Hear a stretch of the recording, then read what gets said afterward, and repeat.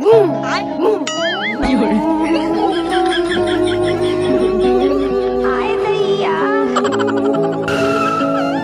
দিদি, তুই এত সকালে কোথায় যাচ্ছিস?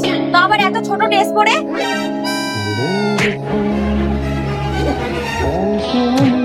দিদি দেখ না, আজকে হঠাৎ আমার বান্ধবী বিদেশ থেকে দেখা করতে আসছে, ওদের সাথে দেখা করতে যাচ্ছি। শাড়ি পরলে ওরা যদি গায়ে পাবে, তাই এই ড্রেসটা পরেছি। তুই কোনো চিন্তা করিস না, তুই যা, আমি এদিকটা সামলে নেব। থ্যাংক ইউ রে।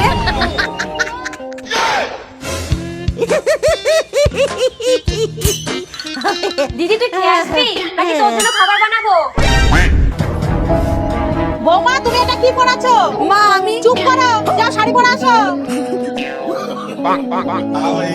कैसी लगी?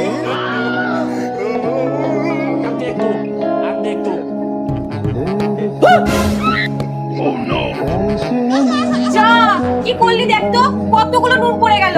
এখন শাশুড়ি আমাকে দেবে। দিদি আমার কথা শোন, তরকারিটা এই কালো প্লাস্টিকে ভরে বাইরে ফেলে দিয়া, আমি নতুন করে বসিয়ে দিচ্ছি। ঠিক বলেছিস।